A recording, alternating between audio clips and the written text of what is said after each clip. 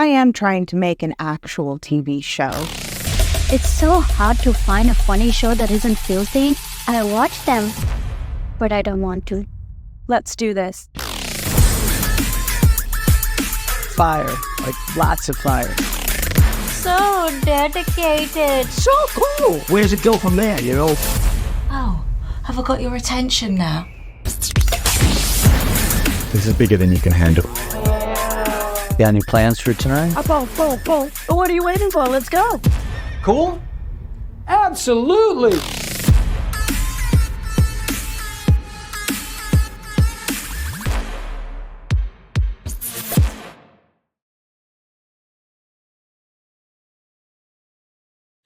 Before we start, a huge thank you to the SeriesFest staff and the volunteers. We have over 150 volunteers. They dedicate their time. We could not do it without them. Thank you to Denver Film. They are our partners in this festival. We are in their home, the C Film Center. Their staff is absolutely incredible. So thrilled. Thank you, Denver Film. Woo! We have another jam-packed day today. Like every day. But today you can catch things like we'll have Jane Seymour in the house with Harry Wild. We have any Ted Lasso fans. We're going to have Cristo Fernandez here with us with Zorro. We're going to have an amazing Australian production later called Caught that Sean Penn produced, and we have the cast coming. So hope you'll catch that. We have independent pilot blocks, more panels. So hope you're all on the popcorn diet and enjoying it. It's such an honor to present today's innovation talk. First of all, when we're looking for these innovation talks, they're sort of our versions of keynotes, but more one-on-one fireside chats. And we are looking for people that are the movers and shakers, that are really changing the television landscape, that are passionate and insightful in doing what they do, and they're standing behind it and actually making change. And as you could just see from that video, I couldn't say it any better myself. Betsy Beers is absolutely one of those people. Her legacy will absolutely live on for a very long time, forever. She has just done so much incredible work, and it is just a privilege. Last night we presented her with the Impact in Television Award, and yeah, for a big round. And Shondaland's been such an incredible partner to us. Again, it's just such a privilege to have her here with us. So moderating this conversation, so excited to welcome Maureen Lenker, senior writer of Entertainment Weekly. And let's welcome the woman herself, Betsy Beers.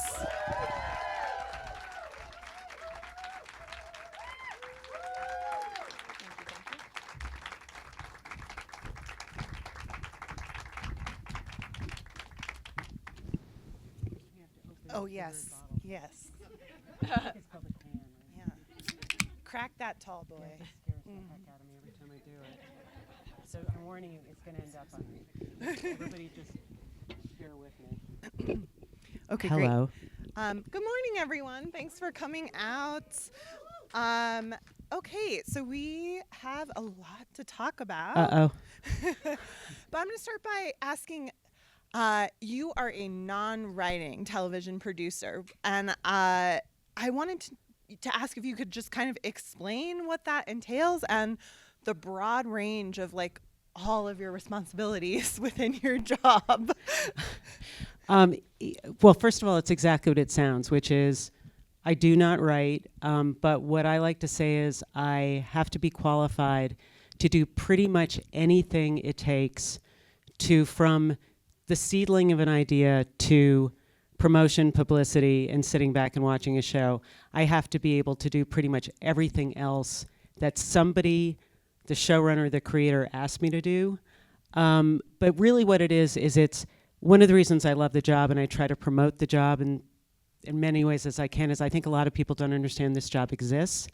Most people, when you say you're a producer, they think you're a line producer, which is a wonderful job in itself, and I could not do it. My math head is not that good, and there's a lot of time, not my primary skill set, but I do know enough about it to be slightly dangerous in places. But basically, I do everything from find ideas, brainstorm with writers, come up with ideas for projects, find a writer if there is no writer, work with the writer, develop a pitch, sell the pitch, work on the ongoing progress of the script. Hopefully that script moves on to be filmed, and then I'm involved in every single aspect of the project moving forward. There's some showrunners, it all depends on the showrunner, truthfully. Some showrunners love a lot of involvement in every area. Other showrunners want me to do specific things as the project moves on. And I pretty much am an all-terrain vehicle, which I just simply, I adapt to, I listen and adapt to whatever you want. But the greatest thing for me about it is very often a creator really needs a buffer, and they really need somebody who runs interference, and they really need somebody who can protect their time so that they're doing exactly what it is they need to do. And that can involve also running interference, or I should just say communicating with your financiers, which would be the studio or Netflix, being boots on the ground in whatever form you can be. And that's a long-winded way of saying a little bit of everything and whatever someone needs. Yeah. And how did you end up becoming a producer? Because I think, like so many of us in the industry, you started as an actor because that's what we're exposed to growing up, and we're not aware of other career paths. So how did you end up on this side of things? So if you have 3 hours, it's how are you guys? You guys don't have to go anywhere, right? Just checking. So yeah, like most people, I had no idea this job existed, and actually it didn't very much in some realms. But so I grew up as a small child. My father was an agent many years ago, and I grew up. The only thing I could see was acting. I loved actors. I started looking at things. I learned how to, I mean, I said this last night, but a lot of what I learned in terms of language, in terms of being able to recognize actors on screen. One of the first things my father did was sit me in front of the TV, and I go, Burt Reynolds. And he'd go, who's that? And I go, Lucille Ball. So that was what I wanted to do. And so I trained actually from being a pretty small child all the way through high school, all the way through college. And I thought I wanted to be a dramatic actress, and that was really clear that that was not going to happen. And I discovered improv and comedy in New York. So what I ended up doing was becoming an improv actress, waiting on tables, acting commercials, and sort of evolving this world of sketch comedy. And my agents told me I should go out to LA and become a wacky next door neighbor in a sitcom, which is really what I wanted. And it was like 1987, 88, and the only kind of wacky next door neighbor they wanted looked like Suzanne Summers. And look at this. So that was not happening, and I needed a job, and a friend of mine suggested reading scripts. And because I'd had a great education, and I loved English, and I loved movies, and I loved, screens, it was not that hard for me. I wrote up coverage, and it was like, oh, this is like a book report, and there are all these ways you could fix the script. It's like, doesn't seem to be that hard. And I sent the coverage out, and I would say within about 6 months, I had a full-time job at United Artists reading scripts. And I had this weird moment where they offered me the job, and I remember driving around in a car with a friend and going, I just want to be an actress. I just want to be loved. And my friend saying, think about for a second how happy you feel in this job. And I said, well, this job just comes really easily to me. I don't know. I can look at scripts, and I can look at material, and I can see how to make it better. And he said, and how do you feel as an actor? And I said, sort of powerless and out of control. And I also realized I was a sucky actor because my superpower in this job was my kryptonite as an actor, if it makes sense, because I could see everyone's point of view. So I would get on stage, and I'd be acting, and the director would go like, you're not making a very good argument for your character. And I go, well, I can see what he's saying. I'm being kind of an asshole. Which doesn't track, but it's great in my job. So I ended up reading, and from reading, I got a development job, and then I moved on from the basic development job to starting to produce, I'd say about 6 years after I got to LA, 7 years after I got to LA, and I produced movies through 2001, actually all the way through 2004, 2005, but 2002, the company I was working at we all decided we'd like to do TV, and that's when I made the transition into television, and I met Shonda. Yeah, so I was going to say kind of, it sounds like it was a company-wide decision, but what spurred that transition to television from film? Well, we weren't, the company at the time wasn't transitioning. It was a Mark Gordon company, and he continued to have a healthy and thriving movie business. I think that what we saw was there was this need in the TV landscape, which we thought that we could actually, we had value added. Basically, what we started to notice was that TV, they were starting to put demands on television which were almost movie-like. Because during that period of time, sort of early 2000s, people were trying to get television to compete with film. So there was this sort of need for people who'd actually worked in movies, we felt, to treat the showrunners and the creators like we would treat directors in movies. And as you guys all probably know, the showrunner and creator in TV has the same amount of control and power as directors do in movies. So directors tend to basically make all the decisions. In TV, it's the writer. And since I've always been writer focused, I was really interested, how can I take the skills of protecting the creative and helping it move along in movies? There seems to be a real need here in TV. On top of it, something else that happened in just sort of historically, which is there used to be these independent production companies that financed television and then licensed it to networks. And those companies over the years had disappeared, and basically a lot of that, most of that creative had gone to studios that were created by the networks. So there was this gap in that there wasn't that independent producer. So we ended up coming in and realizing that we could actually create a great advocacy for writer-creators because we would be their advocates. And that's sort of how we started, and that was sort of the benefit. And for me, because, as I've said many times, I secretly love television and hid it like I was hiding a desperate secret when I would watch TV and then I wouldn't watch movies, and I make my friends go out and watch movies, and then I just say what they said during a period of time. So it was great for me. It was my secret dream come true. You got to come out of the shadows. I got to come out of the TV shadows, which was treated like you were watching pro wrestling. It was sort of like, I'm sorry, what are you doing? Why? I was like, I know, it's like pro wrestling. I'm sorry. And then once you made the decision to sort of pivot to that, what was it about Shonda and the Greys pilot that made you believe so strongly in it and want to start that journey? It was really freaking good. So I met Shonda, and Shonda was one of the first people I met when we sort of pivoted to TV. And not pivot. We continued to we were making a movie called Day After Tomorrow at the same time.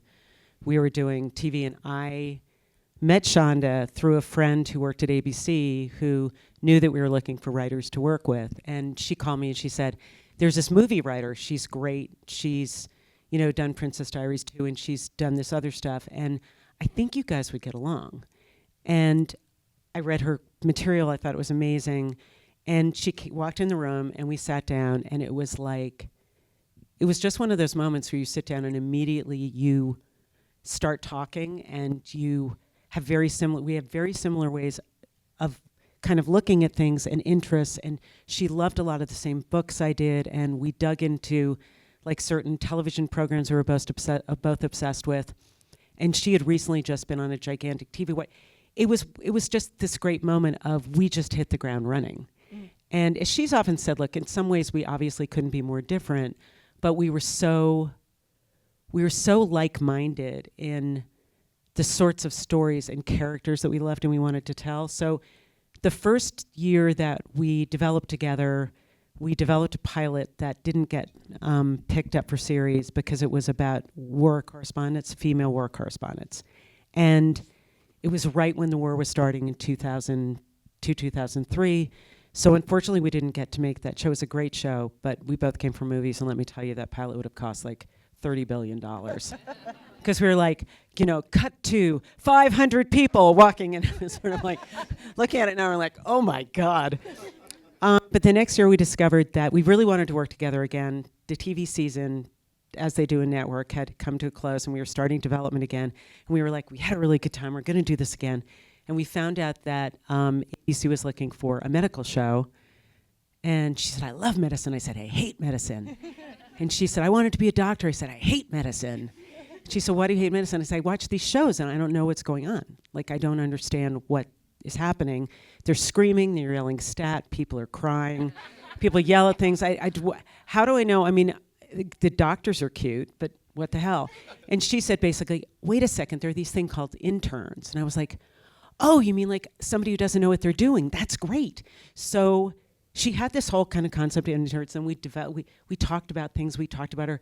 And she's great, because working with Shonda is like, I mean, we all know she's amazing, but it was one of the first experiences I've had of sitting with somebody and talking and having ideas and thinking about things, and then she goes off and she disappears kind of, and you go, is she okay? And then like a couple of weeks later, she hands you this pitch, and it's perfect. And it's everything you were taught, but it's better. And I was like, my God, this is great. So we pitched it. We sold the pilot.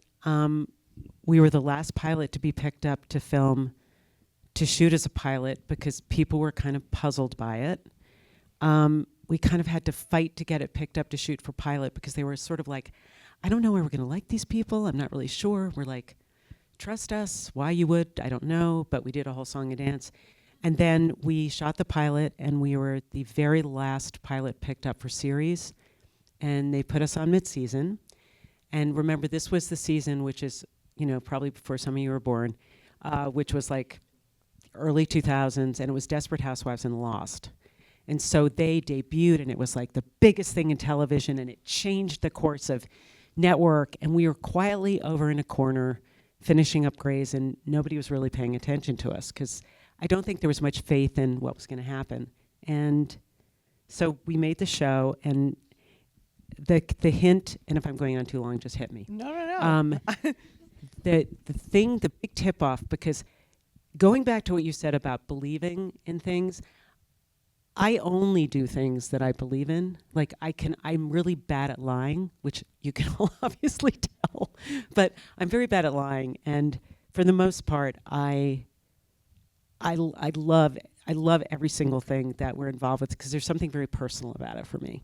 So I was like a weird vigilante about this show. And I started doing like stealth investigation at ABC to see like, well, I mean, they don't seem to be paying much attention to it. And I had this one person who was trying to, you know, explain different forms of publicity to me. And she called me one day and she said, okay, look, I gotta tell you this. The weirdest thing is happening. And I said, what? She said, so the DVDs or the tapes or whatever it was back in 2004, 2003, go to the executive's desk, which are the cuts of the episodes, and they're disappearing. And they finally figured out all the assistants in the building were stealing and watching it and then putting it back. And I was like, I went into Shonda, I was like, holy shit. Like, it's us. It's like our audience, because this was the idea was, we identify with this. It's like we're messy and we have friendships and we're competitive, and like, what's wrong with this? Like, it's us. And we debuted, and I think there were very low expectations, and the next morning, the numbers came out, and I didn't know how to read ratings. And she called me, she towered the ratings. I said, I don't know, I don't think they're very good. And then her phone started ringing off the hook, and she was like, I don't know why everyone's calling. And it turned out we were fine. So, moral of the story, I don't know how to do everything. Clearly. Well, what a freaking boob. You know what? I don't believe that anyone actually really understands ratings. I think they're just this like magical thing that we've made up. Thank you very much. You're welcome. You've now just, I can erase a trauma from 20 years ago. Yeah, you don't need to talk about Nielsen to your therapist anymore. You're fine. I'll just pay you. Okay. It's like, don't worry, just call me later. So you're speaking about, you know, how personal it was for you and Shonda, and you know, she wanted to be a doctor. As you said, you hate medicine, but I understand that like your own life was really crucial in getting ABC to buy onto this. So if you want to speak to that, you can, but I also just wanted to ask, like, how crucial was it for both of you coming in to have these women-driven stories and have that level of authenticity that I don't think we were getting from showrunners in the early 2000s. It was still so male-dominated. It absolutely was. And it was like one of the first conversations when we were talking about this. It all had to do with, we don't see anybody who looks like us. And there were very few female-led series at that point. Sex and the City had just gone off the air. It was in the last season, I think. And there were very few things. There had been sort of like Ally McBeal, but there were, and all good shows. It was nothing to do with that, but we didn't see the world as we saw it. And that was, it was very important to us because we felt like there were other people out there who were starving for, and we were both like, well, we're both intelligent, sentient people, and this is what we want to watch. And I actually, truthfully, what was great about the medicine part too is the more we talked about it, the more we realized, she knew this obviously, but the more I realized, like, I always think in terms of what's a show, what's a story that doesn't end? If I'm going to watch a show, and I talked about this a little bit last night, is I don't want to be able to see where it could end. There's got to be endless possibility. And the wonderful thing about medicine is, first of all, we all have to deal with it at some point or another. We're all confronted with some issue or form of medical, either celebration like having a baby or an illness. We've all been in and out of doctors' offices.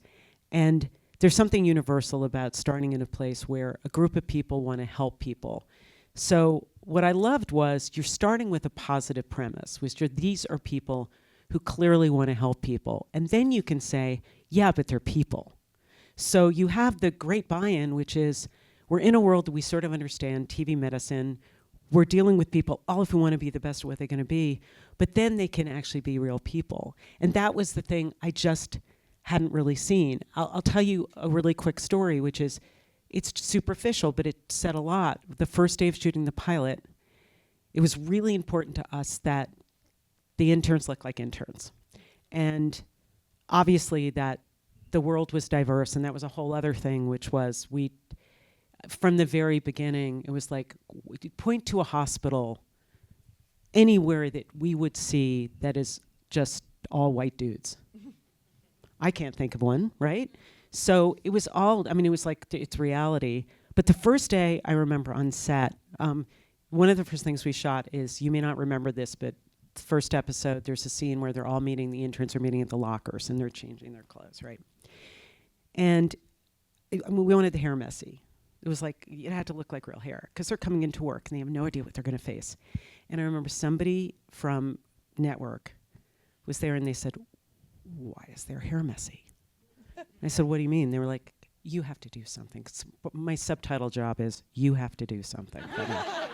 Maybe I should actually say, what do you do? It's, you have to do something. So I was like, I ran in and I looked around and I was like, okay. And hair and makeup came in. And then as soon as they left, we mussed it up again. Which I don't think they ever noticed. Well, they would have. That's amazing. Well, you talked about these kind of shared values that you and Shonda had and still have. You now have one of the longest running, most successful partnerships in entertainment. What do you chalk that up to? Is it those shared values? Is it something else? Well, I'm going to speak for myself because Shonda's not here. But for me, I think that it's shared values. It's that we're both passionate about storytelling. It's that I think we're both attracted to the same kinds of, these are all the sort of superficial reasons. I think we're attracted to the same kind of projects. I think what's great is we both bring something to the table in terms of different arenas that potentially we want to tackle or different stories. But it always sort of boils down to something I can't quite define, which is we may not absolutely agree, but there's a respect and a commonality in the way that we communicate and in what we want the end result to be. And we are both perfectionists. But I also think, honestly, for me over the years, I do my best work when I'm working with Shonda and this incredible team that we built around Allison Akel, who's been referenced a lot here at SeriesFest, who we hired, I don't even remember, like 10 years ago, something like that, she'll tell me. But who's been incredible head of content, her team, and the other teams that have grown up in Shondaland. And over the years, as the company's grown, we have all these different ways of telling stories. I feel like that there is this incredible, I think I also believe in, I'm trying to figure out the best way to say this, because it's not loyalty. I believe when you're in a situation which is good, sometimes it's hard. Sometimes, there are always periods that are harder or easier, or where something comes hard or something comes easier. But I love the experience of longevity. I love, I've had friends for years. When I meet somebody and I feel incredibly strongly about who they are and what they stand for and what they believe in, and the wonderful, amazing generosity that they've showed to me, I see no reason to change or move. And I think the proof is in the pudding. I think over the years we've consistently done work that I am really proud of, and I also just, obviously, she's an amazing person to know and has been, a great friend and is terrific. Yeah. I want to talk about music for a minute, because I know it's a subject that you're very passionate about. Grey's had this huge influence on kind of changing the role of music and television, and people wanting to buy TV soundtracks, which was not a thing before. So why is music so important to you, and why do you find it crucial for making memorable television? See, I think this is one of the great things about coming from movies, because movies were never shy about using music. Movies are, movie themes, the movie themes. We would all listen to soundtracks of movies, or it would be normal to listen to soundtracks of movies. And I think a couple of questions in there. One is, I'll speak for myself. So when I made a movie, in the first movie I ever produced, which was this movie called 200 Cigarettes, which is very hard to see, and like everything else, it bombed at the box office. Thank you very much.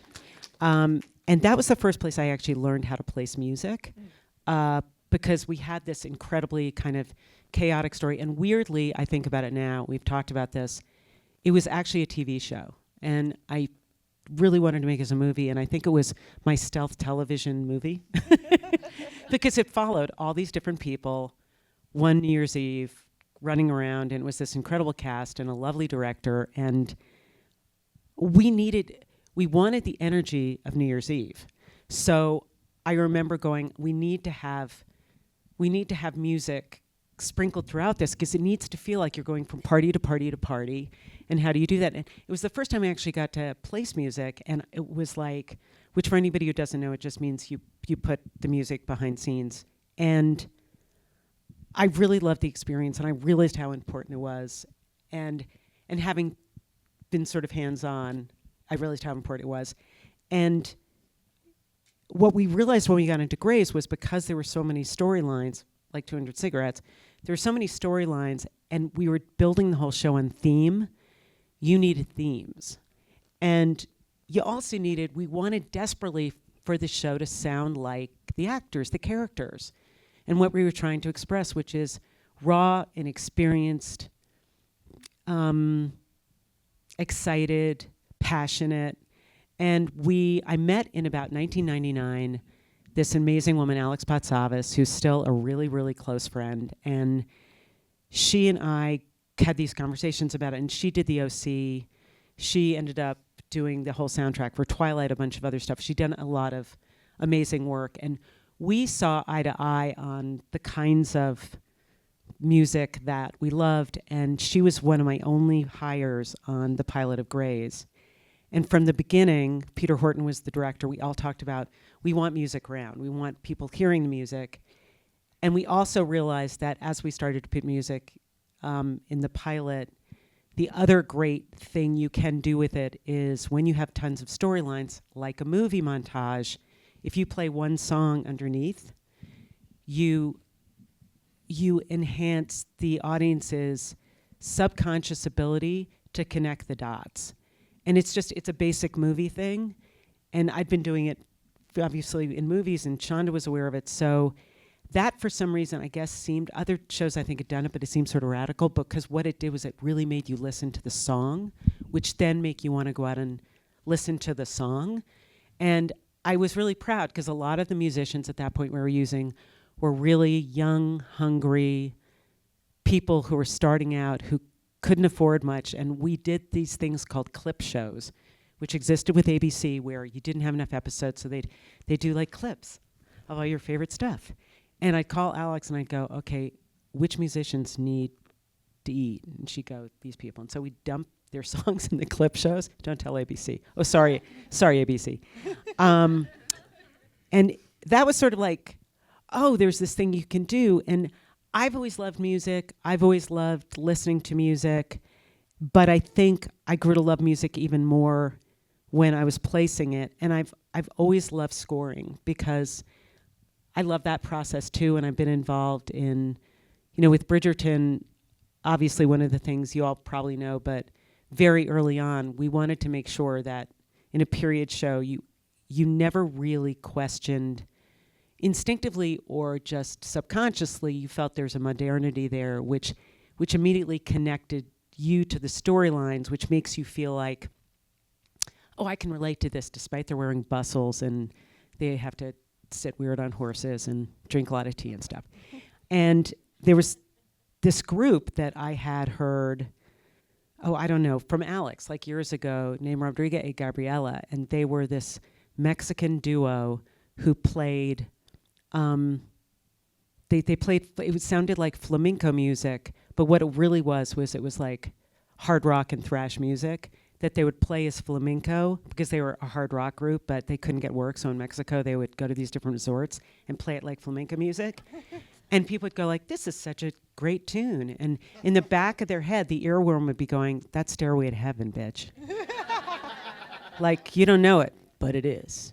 And we were talking about it was sort of like, oh, wait, what if we actually figured out a way to have a contemporary song, but you don't know it is? And that's where the kind of idea of the balls came from. And then we had this, composers are a whole other story, but the composers are, Chris Powers is amazing, and all our composers are great, and they're really fun to work with. But I just love music, and I think it's such a great way to give depth and create a whole nother environment for your shows, and hire some great people in the process. Yeah. Well, and as you said, a lot of these artists were not well known prior to their music being featured on any of these shows. Are you solely finding them through your music supervisors? Are you bringing them in yourself? And is there one particular group or band that you're proudest of breaking out? I don't think I found very many myself. I'm not that. No, bluntly, there's one band that I did, which is the band I'm proudest of, that I was kind of insistent about. But you got to understand, Alex Box Office knows everything. She knows everything. I will give Shonda credit, but Shonda will listen to something, and especially with Scandal. That was absolutely Shonda. Like, that was Shonda's soundtrack. She came up with a sound that she felt like would be great to use. And she's a genius at this too. But the one band that I loved before I started Grace was this band called Gomez. And they started in, thank you very much. And that's just, go back and find that. Okay, get their albums, because they're great, right? Amazing. So I had this band, and it was like 1999, and they just started. They won the Mercury Prize in London. They were the same time as Coldplay. It was sort of like the Madonna Cyndi Lauper thing in the 80s, where like Madonna became really popular and Cyndi Lauper dropped off. Gomez became less popular, and Coldplay, and they had totally different styles, but it was around the same time. And I was obsessed with Gomez, and I was a weird fangirl, and I was like old. And I was like I'm seriously old. And most of the fan, like, I would hang out with the guys that I worked with in the office, and we'd go to Gomez, and I was like that person. And so cut to like 4 or 5 years later, and I'm in this situation, or 3 or 4 years later, and they're still making albums. And I was sort of like, this band is so good. And Sean was like, yeah, they're good. They're actually good. And we placed them, and I got to go listen to them record, and I became a really creepy fangirl. But I was really proud because they ended up using How We Operate in a commercial, so they made money, and that's what I'm proudest of. I just loved those guys. They dispersed, but it's still they've made some of my favorite albums. I love that. You and Shonda and all of the Shondaland shows have really changed how we speak culturally. I mean, things like my person or the JJ, or even starting things with Dear Reader. When did you both start to realize that you were pervading culture at that level? That was early on in Grey's. And look, Shonda's the writer, and the amazing writers that she was working with on Grey's. So I think, certainly contributed to a culture with expression. So I credit her with, definitely the creation of catchphrases. But there was this weird creeping, when Grey's debuted and then up to the Super Bowl episode, there was this weird creeping realization that all of a sudden, like, newscasters were saying seriously. And it's this weird way where you sort of think, because it certainly had never happened before with anything I'd done. So it was bizarre. So it's like this weird creeping, it was a weird creeping realization. And after that, I think Grey's is probably has the most iconic, but there are things from Scandal. There have always been things that have popped up, and it's both delightful, and it's also, after a while, you're just like, oh Lord, don't say seriously again. And then I catch myself saying it, and then it's bad. Because then I'm just hypocritical or something. Is there one that took off or has stuck that surprised you more than the others? The JJ. Yeah. Notice how I didn't even pause about that? It became an actual almost medical term for vagina. That's what I thought was so funny, was I was like, this funny scene in the elevator with, Tiara Knight and Chandra Wilson, and where he goes like this. You'd go into doctors' offices, and it was pretty much like, you're vajayjay. You'd go like, you're a doctor. You shouldn't be doing that. Shondaland, like many places in Hollywood, is great at promoting from within. Jess Burnell, the new showrunner of Bridgerton, was your assistant in the past. We've seen Pete Nowak and Krista Vernoff, all these folks move up from where they started within the company. So what is that thing or things in someone that makes you want to bet on them like that? I don't think of it. By the time each of these people have moved into different roles, it's not even betting. It's like, I think very often, super early on, that you're working with somebody who's talented and ambitious and smart and thoughtful. I think for us, not being an asshole, because we have a no assholes policy, which we really try to stick to. I think very early on, and the funny thing with Jess is, I just that was a while ago, and Jess was obviously, I think, right out of grad school, and was immediately just smart and responsive and quick. And, part of it is that they love the work and the material, and they have a real passion for it. And then sometimes you really do start to spot a skill. And a lot of the folks that we've moved up through the world have been writers. And then there are other people who, two other people I can think of off my desk, because I'm always really interested in trying to find people that do want to expand their world and do want to expand. And when you've worked with people a while, you think, how can we keep this person as this gigantic contribution to the company? And sometimes people come in as writers and they know exactly what they want to do, and that's what they want to write. And then there are other people who come in and don't know exactly what they want to do and use the desk as a kind of experiment or an exposure to different things. So I think you look for what you look for in someone you want to ride or die with anyway, and somebody who has a passion for some area or just loves the company. And there's a company now. There wasn't always a company. There was, 3 of us in a room, me chewing on my hair over in the side. When I had hair, you guys. It would be very hard for me to chew on my hair now. That would be creepy and strange. But I'm also just really proud of the fact that I've had 3 assistants, I'd say, recently, people who worked my desk who weren't really sure what they wanted to do. And one of them ended up leaving the company and going off into, I think, applying all the things she learned while she was working in the company in a different job. And then 2 other people have branched out into the world of like media and podcast and have stayed within. And that was about believing in talent. Like one of my assistants didn't know what she wanted to do.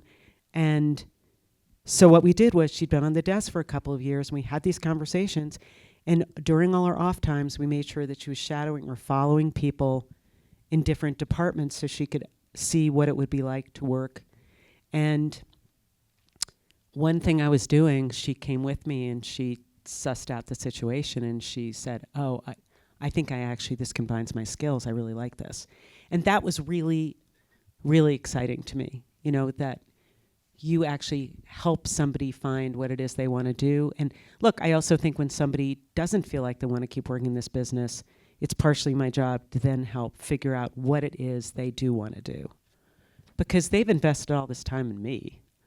I should, return the favor. Talking about Bridgerton, Shondaland really wasn't known for period pieces or historical dramas. That's a really nice way of putting it. Yeah, you'd done Still Star-Crossed, but it was a short-lived endeavor. Yes.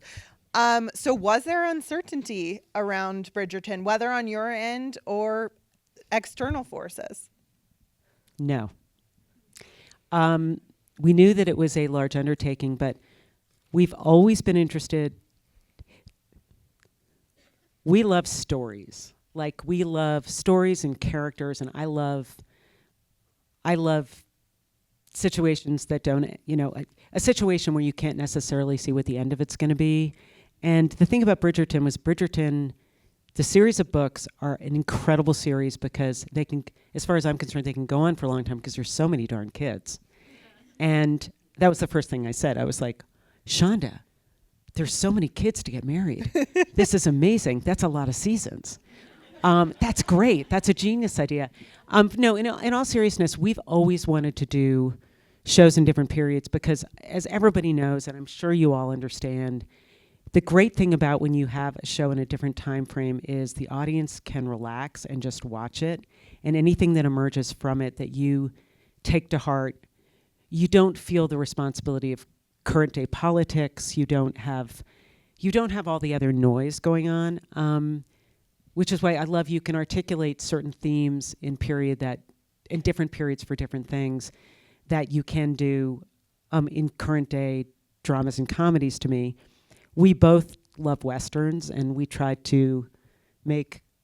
I will still try to make Westerns. I know it's not popular, but we both love different periods of time that we've talked about, and we saw this as this incredibly exciting challenge, and Netflix did not blink. They didn't blink. And this is what I love about Netflix is immediately they saw exactly what Shonda had seen originally, what I saw, and they were all in. They didn't have anything like it on the platform. It was great. And look, it's a challenge because you really have to, as a producer, it's a really complicated show to build. Oh. And we're building it in England, which is a whole different way of working, and which I worked with the British director I was familiar with, but I wasn't living there and running it. I was there, back and forth a lot. It's great, but see, we love challenges, and we never do the same thing twice. Yeah. So if the thing you pledge is we're never going to do the same thing twice, we may do things that seem similar to the outside world, but they're not to us. or not to me. No, to us. So yeah, it was a big leap, but oh man, I love a challenge. So you mentioned how Netflix didn't blink. Obviously, you started the line of Shondaland success at ABC. I think we're very much in a period right now where there's a lot of conversation over whether the future of television is linear or streaming. Yeah. What do you think? Do you have a preference? No clue. I mean, people are asking this question right now, and I really would be remiss to speculate. I mean, personally, I think there's room for everything. I understand that the business has contracted, and it's a very weird time, given all the pressures and stresses also that have been on, the community and the globe in general when you look at COVID. But I honestly don't know. I think there's still things about. Look, I think serialized drama is what it boils down to, and it's the same way I think certain stories are told better for movies. I think probably different stories flourish more with a series format and others flourish more with a limited or... So in terms of the platforms, honestly, I have no clue. What do you think?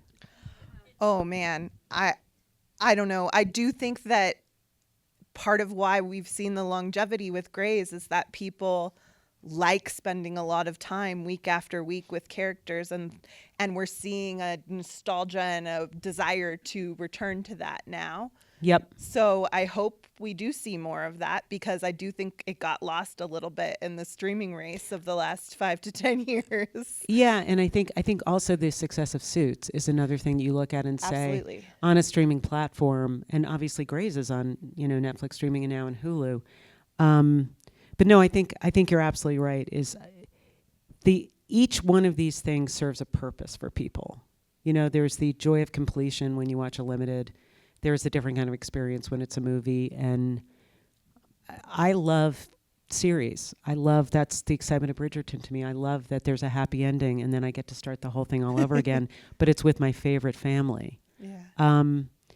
So I'm very attached to that form of storytelling. We're pretty much out of time. I'm going to take you through a couple rapid fire questions to close out here. I didn't say that. And I kept it really clean for you guys, by the way. And I'm sorry I keep calling you guys. I mean, you people. What show's success surprised you the most? Oh, you want me to be fast? Whoa. Whoa.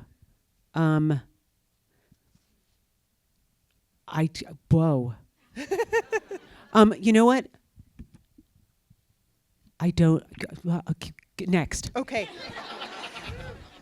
Was there a show you wish lasted longer, or had more time to grow an audience? Yeah, I can say to 2. That would be Off the Map and For the People. There's been a ton of outrageous moments in the history of Shondaland, whether it's a bomb in someone's chest or someone's penis on a dead girl's phone. Yeah, what are you trying to say? To you, what is the most outlandish or outrageous moment that has ever happened? Oh, I mean, do you have 3 hours? No, because you have a plane to catch. I do have a plane to catch. Wow, you just named a couple of them. I mean, yeah, I think the bomb in the body cavity was a great way to start. Yeah, and you figure that was season 2. We had a lot to live up to there. Yeah. By the way, the other one was the boy in cement. Oh. The boy who, because that just came from Shonda saying, what would it be like to... And they said this yesterday, what would happen if you got stuck in cement or something like that? And I remember thinking, I still use that as an example of the cement boy, as we like to refer to him. What do you think is the sexiest moment in Shondaland history? Oh, I can't. I mean, this is hellacious. I mean, for me, season 1, Daphne and Simon, they're a few... there's never look at a library ladder the same way again? I was thinking more pre, but I think there's there's so much in Couples on Grey's. Fitz and Liv. I mean, Fitz and Liv. Come on, y'all. So Fitz and talking about a big obstacle and endless longing. Oh my Lord. Oof. I remember filming that first scene and going, oh, I don't know if I should look. Well, It's just, I'm so happy I'm here. and This job is amazing. on network television I too. know. I love it. Amazing. And lastly, you guys love to bring on the waterworks. What moment has made you cry the hardest? Oh, wow. You know what's weird is I still watch. I'm going to go to Grey's on this, which is the scene after Burke leaves Sandra at the altar. And one of my favorite pieces of music is playing, and it's the entire sequence of Christina realizing he's gone and that she's choking in her dress. And Meredith has to pull her out. I just did a thing for People magazine about music, and I was rewatching all these sections of Grey's, and I stopped and I watched it, and I realized I was sitting in front of my computer making notes, and like tears were running down my face. And it's still, I think, of like almost like most things we've worked on, and I have cried. Like I do cry. I try not to in public, but I do occasionally, weep. Doc the dog dying too was terrible, but that's a whole nother issue. Don't you like Denny died? And I'm going, Doc the dog. It's always the dog. It's always the dog. But that scene gets me every single time. Yeah. Well, Betsy, thank you so much for your time. Everyone, let's give a huge round of applause for Betsy. Thank you. And for you. I mean, she's had to sit here patiently and listen to my run-on sentences for an hour. No, it was fascinating. And thank you for 20 plus years of groundbreaking television and foregrounding women's stories on TV. I'm sure I'm not alone in this room when I say that you've changed lives, and we greatly appreciate it. Well, I appreciate that. Thank you.